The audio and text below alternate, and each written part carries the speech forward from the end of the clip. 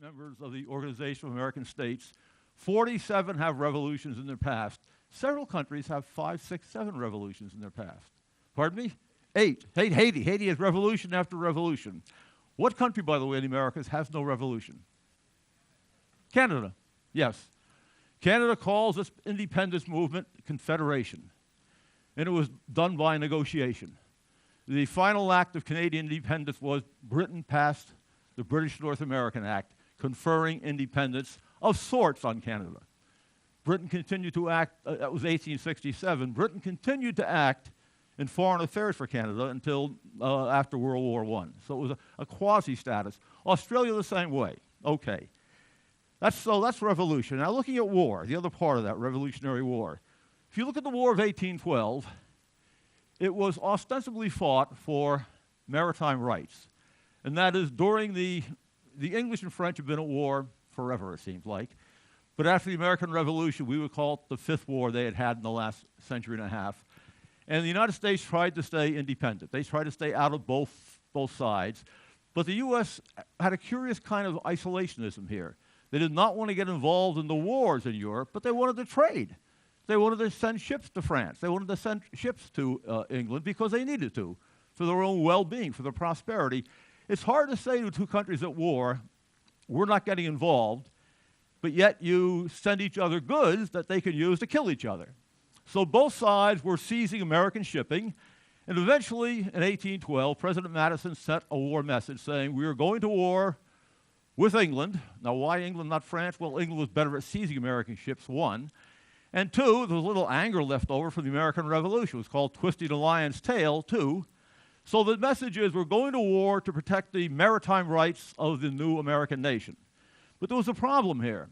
The biggest maritime traders in the nation were Connecticut, New Hampshire, Massachusetts, Rhode Island, and New York. They all opposed the war. They all said, we don't want the war. We prefer to have the odd ship seized, but still be able to trade as much as we can rather than go to war. So they oppose the war. Who supports the war? The war is supported by all the people on the frontier and all the people in the Mississippi Valley, far removed from the ocean. They hadn't seen salt water in 5 years. They supported the war because they had another war ambition. They wanted to remove that pesky remnant of English civilization north of the country, what we now call Canada. They thought it illegitimate that a bunch of, English-speaking people in Nova Scotia, New Brunswick, now the newly settled area of Ontario, moving out to the west, north of the Great Lakes, they thought it illegitimate. That pesky English, dividend was still there. So we want to take Canada. The truth is, if the War of 1812 had been prosecuted successfully, there would be no Canada today. But it wasn't. That is, the United States sent troops over who were not well prepared, not well armed, not well led, expecting people to throw down their guns and say, thank God you're here, but they didn't. They shot back. So Canada saved itself that way, but it's a strange sort of thing. I have New England here because the New England states met in Hartford in 1814, when it was 1815, at something called the Hartford Convention, and they actually debated secession. Before the South left in 1861, the only serious move to leave the Union was in 1814, 1815, by the New England states who said they'd leave because of the war. They ended up not leaving, and the party that held this convention, the Federalists, was pushed into oblivion because of it. But it was very unpopular. Okay. Next war, the Mexican War. Now, the Mexican War is interesting. It comes right after the United States absorbed Texas. Anyone here from Texas? Who's from Texas? Someone? Okay. By the way, I love Texas. I taught it at Lubbock, Texas Tech. Texas Tech has a strange symbol for the teams. Guns up, boys. Get those guns up. And you point your fingers in the air and you go, bang, guns up. I said, when I got there, is that a fitting symbol for a university? They said, oh, that's the liberal version. It used to be in the 50s and 60s, guys brought guns and shot the guns off. This is what we've done to tame down the crazy Texans, which I kind of liked. Okay, so guns up. But Texas became independent in 1836, and there were primarily Americans living there. They asked to become part of the American nation. And it was a huge chunk of territory and rich territory, and the American nation said no. Why would you do that? Why would you say no to a chunk of territory? Well, it's because Texas was huge. The United States at the time was fairly evenly divided. We talk about America being polarized today. I have to tell you, the Civil War was a bit more polarizing. That's really polarizing. That's divisive. But the country was divided evenly between the North and the South and the Senate, a perfect even number. Texas was so large, people assumed it would come in as 5 or 6 states. And that would mean 6 states, 2 senators, and they'd all be slave-holding, slave-supporting senators. The fear was it would irrevocably tilt the country towards a southern slave-holding persuasion if Texas came in. So for 10 years, Texas is kept out. And it's hard to say no to a rich territory when you're a country. No, we won't want you. But in 1845, it came in under the following circumstances. The country, in the meantime, had negotiated with Spain to get a line all the way to the Pacific. And it was agreed that Texas would come in as one big hunking state. And by the way, many Texans will tell you they are allowed to divide today into many states. It's not true. But that was part of the term. But Texas came in as one big state, and Oregon came in as ostensibly the balancing state, the other big state. So you get 2 senators from the slave-free North, 2 from the South, and Texas comes in. That makes Texas a lot of territory on both ends. Who doesn't like that? The problem was that when Texas came in, Mexico still was angry. They then, losing Texas, they then said the whole area, the whole thing's a plot by the United States. They just kind of slowed it down a little bit, which, by the way, was not entirely true, though the United States had aided the Texas rebels with guns and things during the Texas Revolution. But the southern border of Texas was disputed. The southern border is disputed. So President Polk sends troops to the southern border that Mexico said was never part of Texas. And Mexico had troops there. Let me tell you something. If you have 2 countries angry at each other, don't put troops in the same little chunk of territory, because someone will punch someone in the nose. By that I mean someone's going to shoot someone, and both sides will say, you started it, you started it. So the Mexican War is fought, and it was a very quick war. The United States invaded much of Mexico, took over, and detached 1/3 of its territory. Now, it was opposed vociferously by the North for 2 reasons. One, on moral grounds. That is, that they said, you know, we're despoiling our neighbor to the South, Mexico.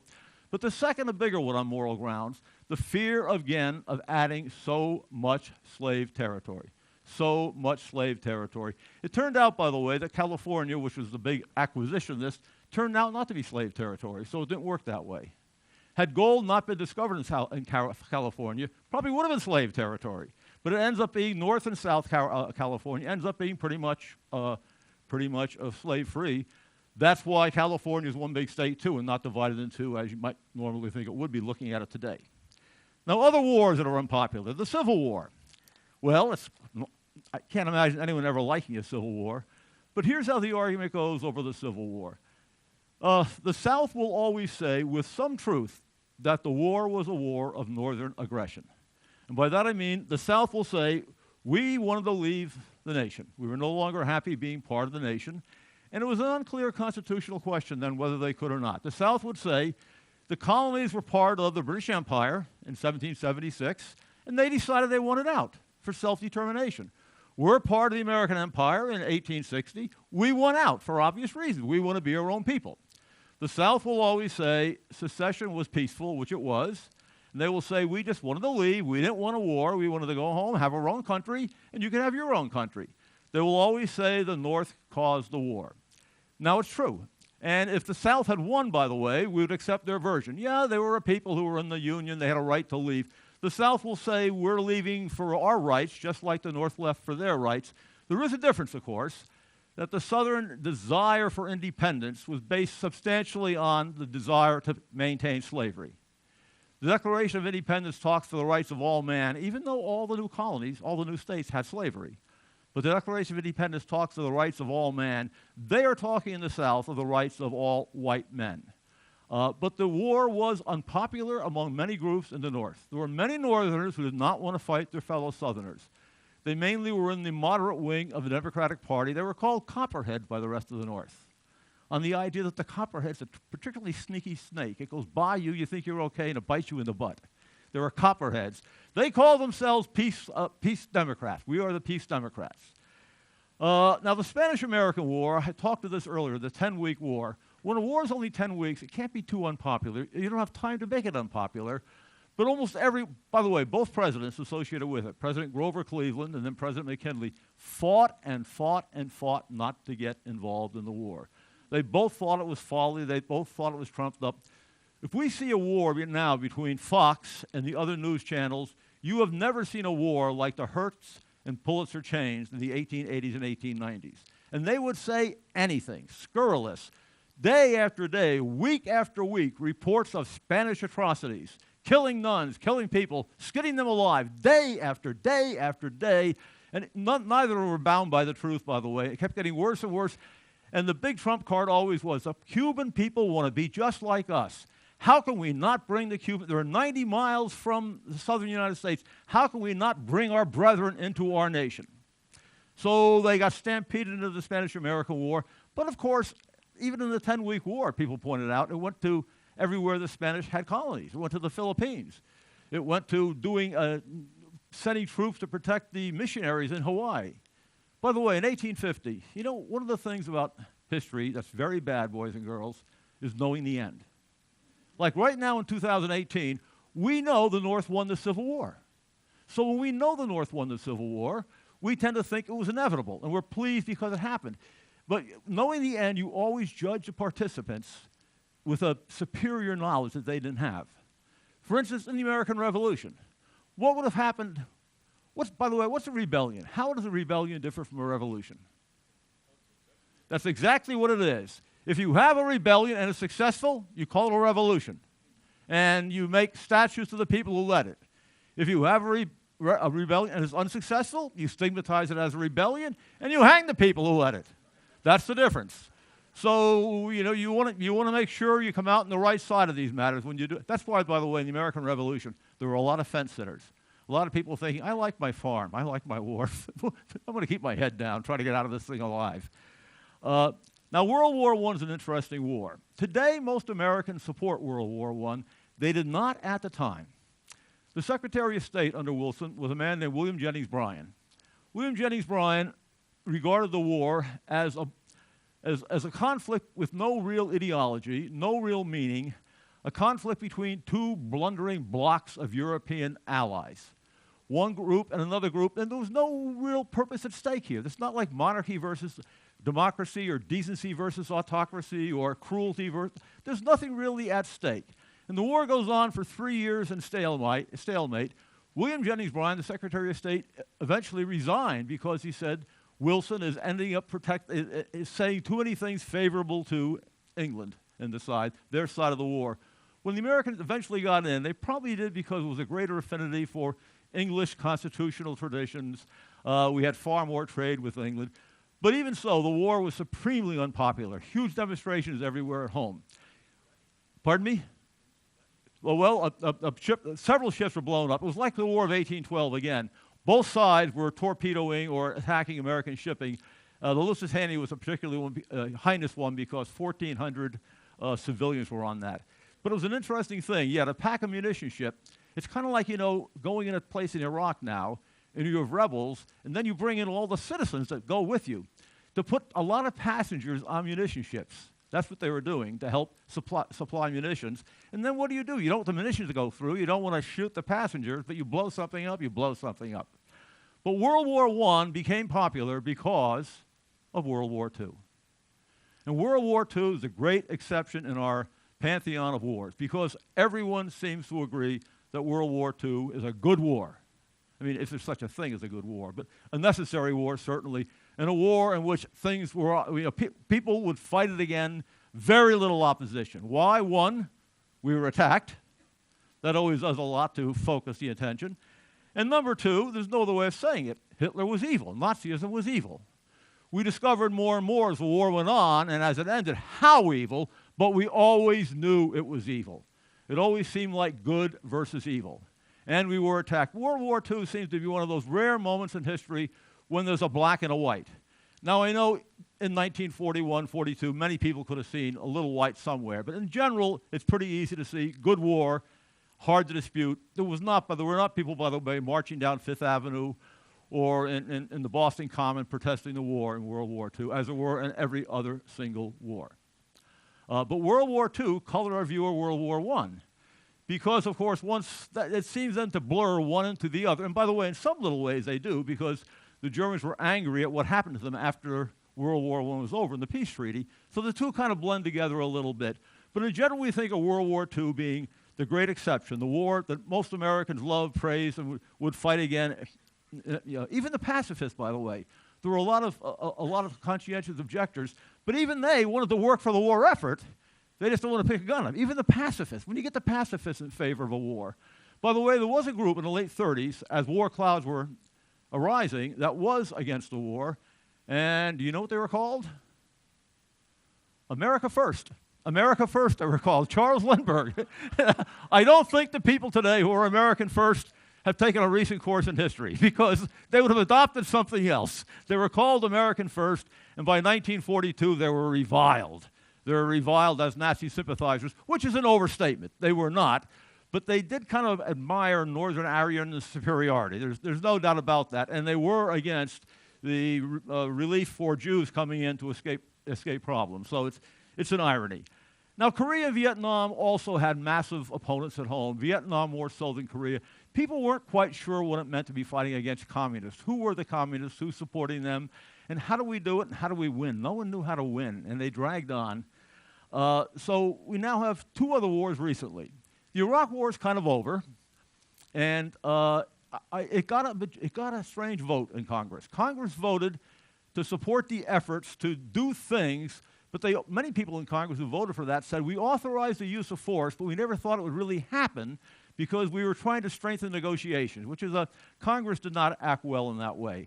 Everyone supported the Afghanistan war. There's no doubt about that. Once again, the country seemed to be attacked not by the Afghani government, but by a government that tolerated these terrorists operating freely in their midst and allowed for them to get the logistics that made them effective terrorists. So people supported the Afghan war, and they still would, by the way. Any vote in Congress today would still support the Afghan war.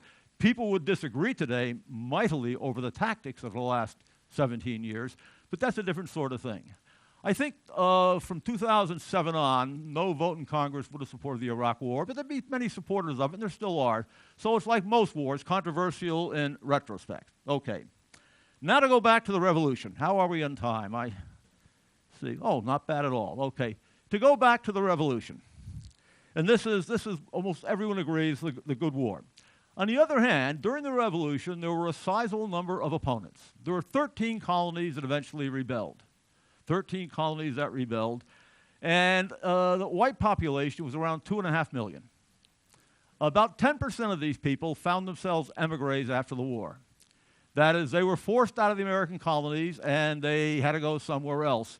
10% is not a huge number, but this is a hard 10%. This is the 10% who are willing to give up their farms, give up their homesteads, give up their plantations, give up their wharfs, give up their family ties, give up the world they had known to leave because of it. So that's a hard 10%. No doubt there were some other secret sympathizers.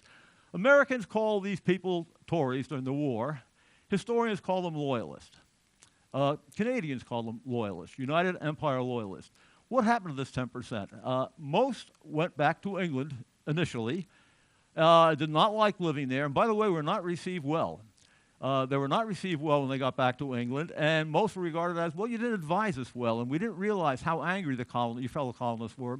England established a board in which loyalists could go to the board and say, I lost my farm, I lost my house, I lost this, I lost my business, I had 2 ships. And the Loyalist Claims Board would give them an amount of money equal to, well, equal, they always complained it wasn't enough, to compensate them for their loyalty to their king. Most ended up not wanting the money, but being given land in New Brunswick, Nova Scotia, and especially opening land up in modern-day Ontario. And the equivalent of the Daughters of the American Revolution, the patriotic group to support the revolution in the United States, is the United Empire Loyalists in Canada. And Canada may be the only country in the world where the majority of people think the American Revolution was a bad thing. Because the Declaration of Independence has been exported everywhere, and people love it.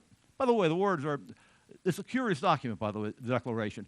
When you read the preamble, the words are inspiring. They are, absolutely, they are. They talk about rights and people and self-determination and a decent respect for the opinions of mankind. When you read most of it, it's like an indictment in court. George III has done this. George III has done that. It's just like bringing a guy into night court saying, you hit a car here, you drank too much in the street, you punched a guy in the bar. It goes on and on with a list of crimes that George III is alleged to have committed. And this is as important as a preamble. You know why?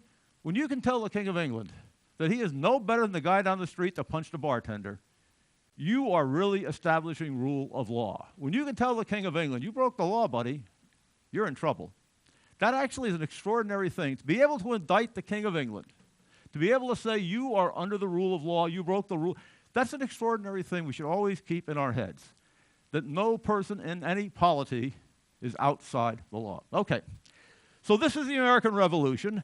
2.5 million white people, and 10% decided not to cast their lot with it. But when we look around at 13 colonies, there really weren't 13 colonies. If you were to ask George Grenville, the Prime Minister of England in 1763, how many English colonies are there? He couldn't tell you. He would have no sense of that. He'd say, let me see, how many? Maybe 23, 24, 25. The colonies were going back and forth at such a rapid rate. Now consider the 13 colonies. Of the 13 colonies, 2 had been partially Dutch. New York was substantially Dutch, the Hudson Valley, parts of Long Island, southern shore of Long Island, and modern New York City. Western Connecticut had been partially Dutch. The first people in Hartford were the Port of Good Hope were Dutch. So parts of the English colonies once had been Dutch. Delaware was curious. Delaware was founded by Swedes. No one wanted to leave Sweden. Delaware conquered Finland. The first Swedes to go to Delaware were Finns, who didn't speak Swedish. And then when Holland came in, was fighting the English, Holland conquered Delaware. New Sweden was called at the time. And the Finns were there, did not want to fight to defend Sweden. Why should they? They've been conquered by Sweden. So it's Finnish, Swedish, Dutch, and then when the English conquer New Netherland, make it English, for good measure, they conquer Delaware, make it English also. So this is the nature of things. Prime Minister Grenville would have certainly said there were 6 Caribbean colonies, or he might have said 4, because they're always grouping. The Leeward Islands, where we're going, were sometimes 1 big colony, sometimes 4 colonies, and sometimes there were 3 colonies. And there was Jamaica. Jamaica had been a Spanish colony conquered. And what do you do about Florida? Florida was technically now, after 1759, an English colony. But all they did was put troops there and raise a flag. Everyone there spoke Spanish. There were no English institutions. There were no English families sending their kids to school, learning to read and write in English. Yet there were 2 colonies, East and West Florida. So the point is, it would be hard to say there were 13 colonies in his mind. He'd say there are 25 and 26. And of course, some are pretty dramatic colonies, and some we might think might have some affinity with the American colonies. For instance, Quebec. Quebec had just been conquered, and Quebec was not a small little place. Quebec had 70,000 French people living there. It was a sprawling urban civilization, It had hospitals, it had major trading centers. It also had the first thriving Western trade, the voyageurs. French traders going out from Quebec to the west on canoes. They sometimes say Canada's the only country where the major borders are all settled by canoe routes. They're going out by canoes to bring back furs. It was 70,000 people. It had institutions, it had families, it had schools, it had 2 colleges, it had hospitals. It had 2 new orders, one of nuns and one of priests, for converting natives in the Americas. It was a very sophisticated civilization that had fought 4 wars with the English. So Quebec is now part of the British Empire. What's going to happen with Quebec? And what about islands? What about Newfoundland? What about Bermuda? Let me go ahead a little bit here. The war with Mexico, Ralph Waldo Emerson, the Pulitzer and Hearst. Quebec, 1759. I always love those pictures of the Plains of Abraham. And tar and feathering. This is the way that they looked at a loyalist then. Tar and feathering must have been pretty unpleasant, wasn't it? It was Clemens that said, you know, if it wasn't for the darn honor of the whole thing, I'd rather decline the experience. You know, being singled out makes you feel a bit special, maybe. Okay. But now, why would Quebec not choose to cast its lot with the new American nation? I mean, after all, Quebec absolutely hated England. They had fought these wars. They regarded England and the Holland as a protector of Protestants. They were fiercely Catholic. Quebec was much more Catholic than the home country because France itself contained a sizable Protestant minority, especially in the south, the Huguenots. There were no Protestants allowed in Quebec. New France was entirely Catholic, and its raison d'etre really was to Christianize the natives, and they used the fur trade to do that. No part of the Western world was as fiercely Catholic as Quebec. So why did Quebec choose to decline to join the American Revolution? It chose to because England was smart. As it was drifting towards war in 1772, 1773, with the English colonies, primarily in New England, by the way. The early years of the Revolution primarily centered around Boston, New York, Philadelphia, even more to the north, New Haven, Providence, Newport especially. Why did Quebec choose not to join this? Well, for one thing, England was smart. England, one of the first things they announced was, the big question everyone had in England was, how do we digest Quebec? And how do we digest Florida? How do we take two chunks of territory that have a lot of people in them that are Spanish or French, that are Catholic, that hate our guts? Catholicism, by the way, is illegal in England. It's illegal. What do we do with these people? Well, had the American colonies in New England not been causing trouble, it would have been a different story, I think.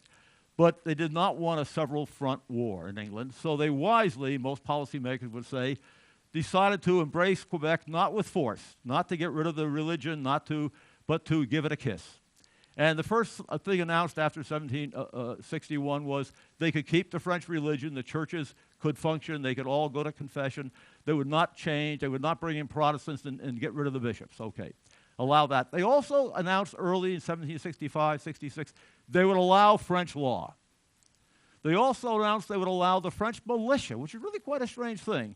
They had the captains of militia. They would allow the militia to continue as long as they demonstrated their loyalty. So they would allow the previous militia officers, who were French, to continue in their position. But of course, if they showed any disloyalty, that would be a different story. This ended up with something called the Quebec Act of 1774, in which England more or less said we're digesting Quebec by giving them almost everything they wanted. Okay, so this looks good. This is smart, embracing someone who could be your enemy. Now, also to the point, when Quebec looked around the world, they hated England. They also hated the American colonies.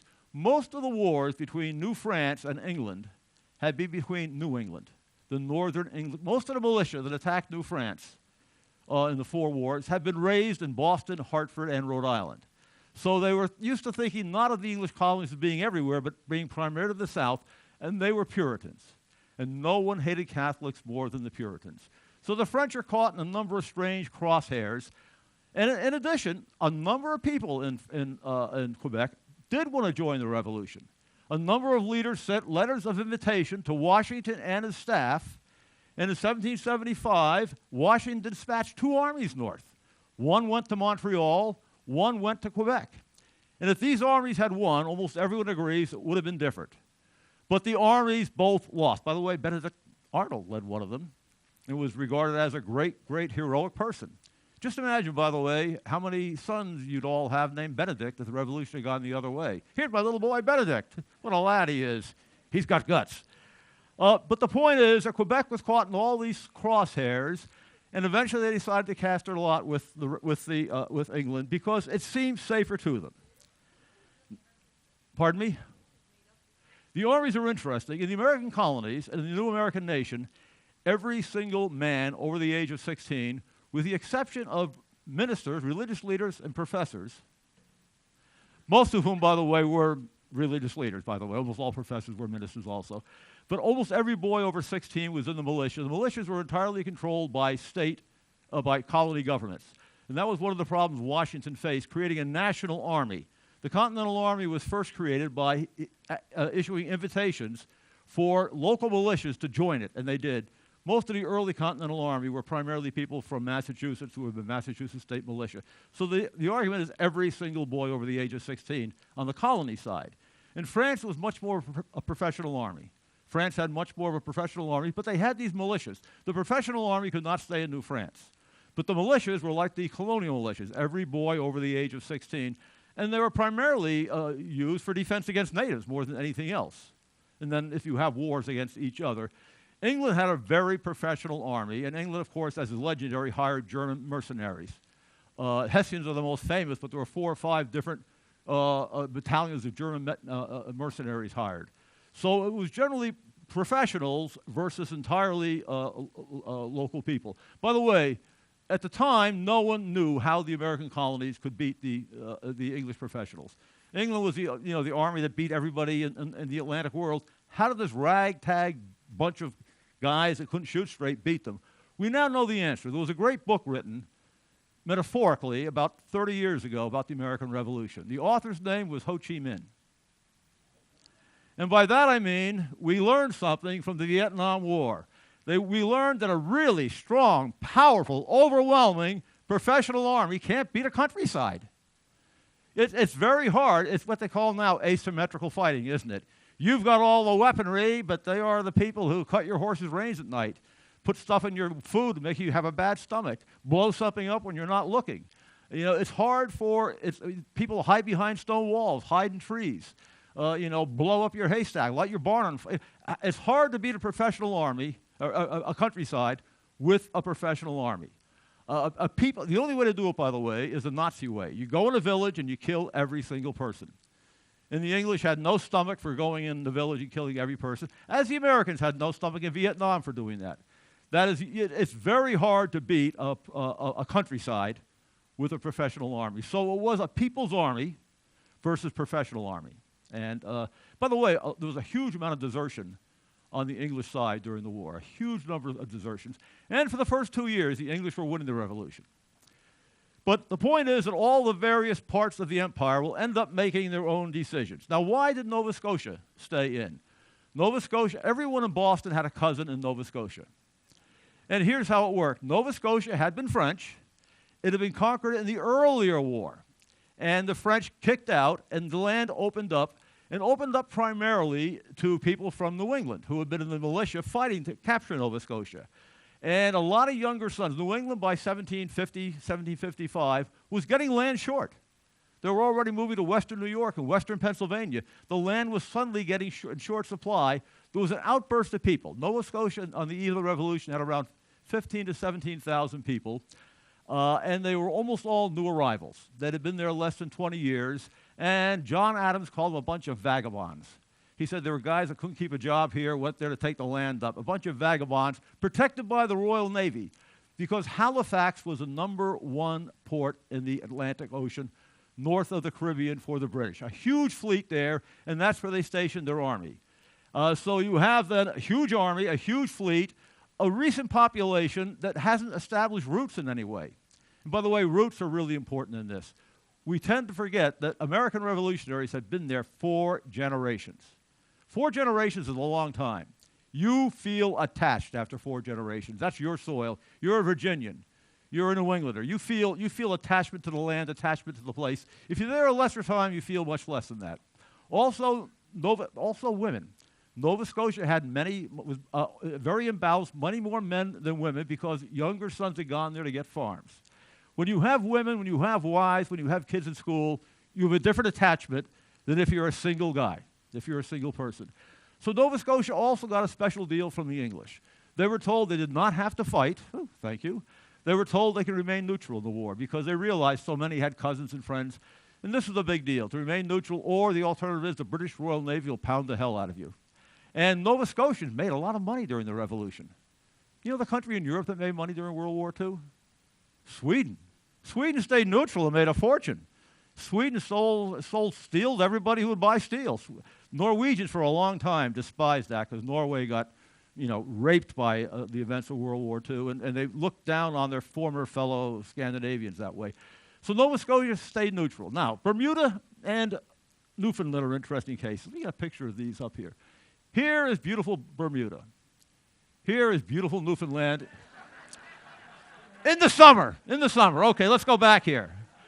Now, what do these two have in common? They're both British colonies. They both are British colonies. They both are very old. Newfoundland is founded in 1585. Bermuda in 1612. They have one or maybe 2 or 3 things in common. They all flow from one thing. Nothing grew in either place. Bermuda had no natives when the English arrived. Do you wonder why? They weren't stupid. Nothing grew there. It looks beautiful. It has a lovely grass. The soil is not productive for getting crops out that can make any money. Newfoundland obviously is also barren. Both became wholly maritime societies. I should have brought some water. I meant to, but I was running in, as you know. Both became maritime societies, and both were dependent entirely on the Royal Navy. And when you have a maritime society, they're primarily men again. They're not attached. There aren't a lot of women. There aren't kids. These family attachments are the things that give you some commitment to the soil, commitment to the place. Also, they did not have developed political institutions. All 13 colonies had functioning colonial assemblies that had been allowed to tax themselves until 1766. In all the colonies, they taxed themselves for over 150 years, if they were that old or lesser, but they always had their own functioning assemblies. These two places, so different looking apparently, were so similar. They were maritime societies. Men went there. Most of Newfoundland was out on ships fishing 2/3 of the year. Most of Bermuda also, well over half, were maritime transients that went and go, and huge numbers of them ended up emigrating to Virginia.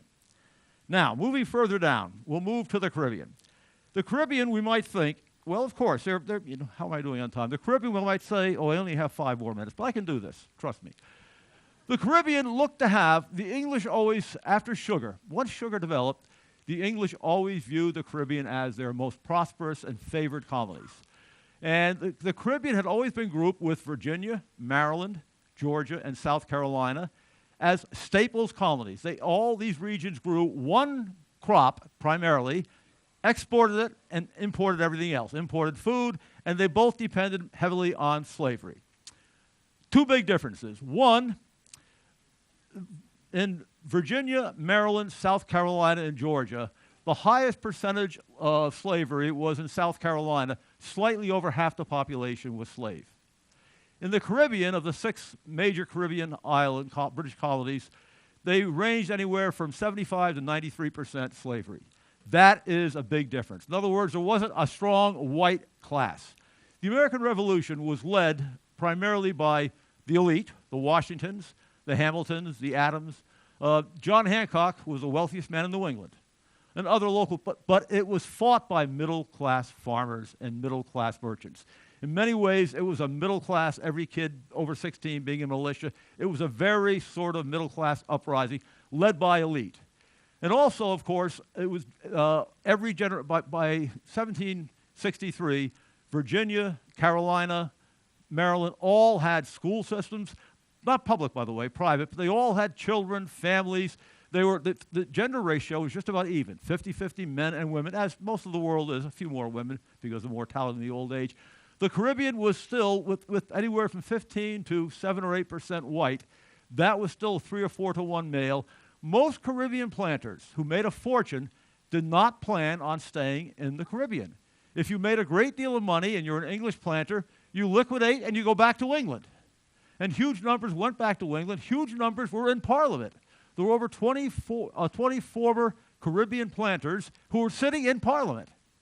And Parliament gave the Caribbean favored treatment. So you don't have a middle class, and you have tremendous fears of slave uprising. You cause hell, and what's going to happen? You'll be butchered. There's no middle class. There's not the strong attachment to the land. And, of course, aside from Jamaica, most of the Caribbean are little islands that can be blown apart.